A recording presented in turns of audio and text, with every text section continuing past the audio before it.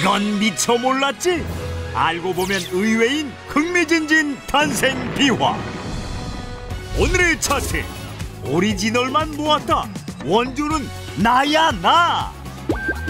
5위, 엄마가 만든 MBTI.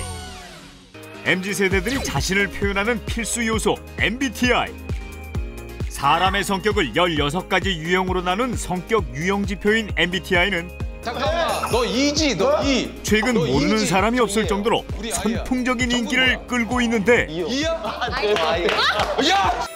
1900년대 초반 미국 워싱턴 DC에 살던 교사 캐서린 브릭스는 Isabel, it's time to eat. What is this? No ham? I want ham. I like ham. 딸 이사벨 마이어스를 키우며 제대로 매운맛 육아를 하고 있었는데 No, I don't want it. I'm just gonna play with my dolls. Isabel, why are you like this? Just tell me, who do you take after? 도무지 종잡을 수 없는 딸에게 지친 캐서린은 아이의 심리를 파악할 필요성을 절실히 느꼈고 당대 최고의 심리학자 칼 융의 심리학 서적을 독파. 사람마다 탁월한 성향이 다르다는 사실을 깨닫게 되죠. 그 후 동네 아이들을 유심히 관찰한 끝에 명상적, 자발적, 실행적, 사교적 유형 등으로 나눈 성격 유형 지표를 개발한 캐서린. 덕분에 육아의 신이 된 그녀는 오직 홈스쿨링만으로 딸을 명문대에 입학시킨 것은 물론 Help me, Catherine. You're the god of parenting. My son has been throwing a tantrum for 3 hours. What's wrong with him? Well, Peter is a volunteering type. Yes, so you should just give him a mission, like you're playing a game with him. 말 안 듣는 금쪽이들을 180도 변화시키는 역할까지 했는데 이를 본인만 알기엔 아까웠던 캐서린. 그녀는 딸 이사벨과 성격 유형 지표를 다시금 연구하며 보완한 끝에 1944년 각자의 성에서 앞글자를 따 MBTI라는 이름으로 발표합니다. 그런데 What's your MBTI type? 뜻밖에도 미국의 첩보기관 OSS에서 비밀 요원을 뽑을 때 MBTI를 처음 활용한 것으로 이후 여러 기관이 이 방식을 도입하면서 MBTI는 가장 대중적인 성격 유형 지표가 됐습니다. 4위, 가가멜이 만든 심장. 1982년 미국 유타 대학 병원에서 전 세계 최초로 인공심장 이식 수술이 이루어집니다. 그런데 Well, I'd like to thank the inventor of the artificial heart. He's Gargamel. 수술을 집도한 흉부외과 의사는 뜻밖에도 가가멜에게 영광을 돌리는데 사실 그는 할리우드 명예의 거리에 이름이 새겨져 있을 만큼 인기 성우인 동시에 Really wish we had disposable razors. Yeah, that's what I'm gonna make. 일회용 면도기, 불꽃 없는 라이터 등 무려 30여 개의 물건을 만들어낸 유능한 발명가. 그러던 중 진짜 심장을 대체할 인공심장이 있다면 수술의 위험성이 크게 줄어들 것이라고 생각한 폴은 인공심장을 연구하기 시작했고 I finally did it. An artificial heart. 무려 13년간의 노력 끝에 1963년 인공심장을 개발해 의학계에 획기적인 발자취를 남겼던 겁니다. 더욱 놀라운 것은 provided in the way of help and knowledge for science and for future heart patients. 그가 인공심장 특허를 유타 대학교에 무상으로 기증했다는 점. 덕분에 수많은 심장병 환자가 목숨을 구할 수 있었습니다. 3위, 비둘기 드론. 도보로 갈 수 없는 곳을 촬영하고 전쟁 시 적군을 감시하는 첩보원 역할까지 최근 몇 년 사이 다양한 곳에서 맹활약 중인 드론. 그런데 1914년 제1차 세계대전 당시 하늘을 누비던 원조 드론이 있었습니다. You are a pigeon spy. 그것은 바로 비둘기. 대체 어떻게 된 일일까요?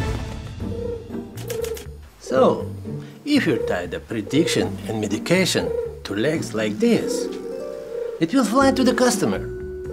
1900년대 독일의 약사들은 본인이 직접 갈 수 없을 경우 훈련된 비둘기 다리에 처방전과 약을 매달아 인근 요양소로 보내는 경우가 많았는데 그중 약사 율리어스 노이브로너의 비둘기는 조금 특이했죠. What do you take so long? Wait, you look much fatter than before. 이상하게도 약 배달만 가면 뭘 하는지 한 달이 다 돼서야 돌아왔던 것. 이런 상황이 반복되자 율리어스는 비둘기를 추적하겠다며 일정 간격으로 셔터가 자동으로 눌리는 초소형 카메라를 직접 만들어 비둘기 몸에 매달았는데 얼마 후 약 배달을 다녀온 비둘기의 카메라를 확인한 그는 크게 놀랍니다. So, you went to this restaurant and ate their food? Wow! I suppose this one was taken when bird was flying. 비둘기가 이동한 경로에 따라 하늘에서 내려다보는 풍경 사진이 근사하게 찍혀있던 것. I should take in the air photographs using the pigeon. What a wonderful idea! 그러자 율리어스는 비둘기 사진술의 특허권을 획득해 큰 돈을 벌었고 전쟁이 발발한 후에 카메라를 단 비둘기들이 적군의 움직임을 촬영해오며 현재의 드론 못지않은 대활약을 펼쳤다고 합니다. 2위, 최초의 금연 운동가. 지금은 어딜 가나 쉽게 볼 수 있는 금연 표지판, 금연 광고. 하지만 약 100년 전인 1930년대만 해도 의사가 스트레스 해소에 흡연을 추천할 정도로 담배의 악영향에 대한 관심은 제로. 그야말로 담배 권하는 세상이었죠. 그런데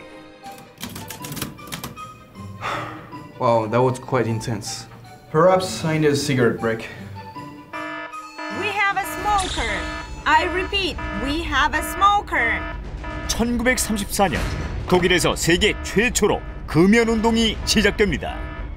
학교에서 금연 교육이 대대적으로 이루어지는가 하면 공공장소에서 흡연 금지, 군인들에게 담배 대신 초콜릿을 배급하는 등 당시로선 파격적인 금연 캠페인이 펼쳐졌죠.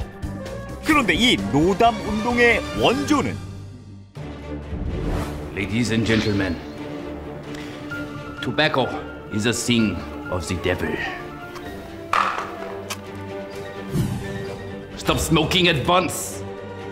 뜻밖에도 극악무도한 독재자 히틀러. 원래 그는 하루에 담배 40개 피를 피우던 골초 중에 골초였는데 Ladies and gentlemen, I Hitler. Yeah, 40 cigarettes a day is too many. What if the Aryans look terrible like this because of the tobacco? 하얀 피부에 파란 눈동자를 지닌 아리아인이 가장 우월하다고 맹신했던 히틀러.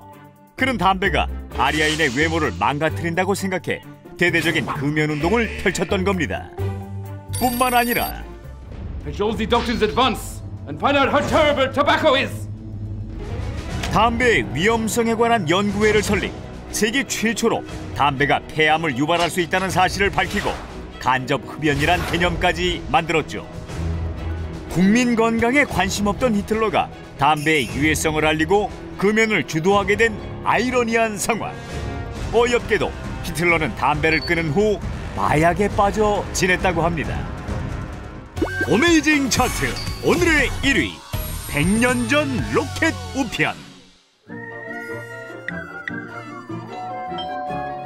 온라인과 모바일 쇼핑이 일반적인 요즘 아침에 주문한 물건이 Oh my gosh.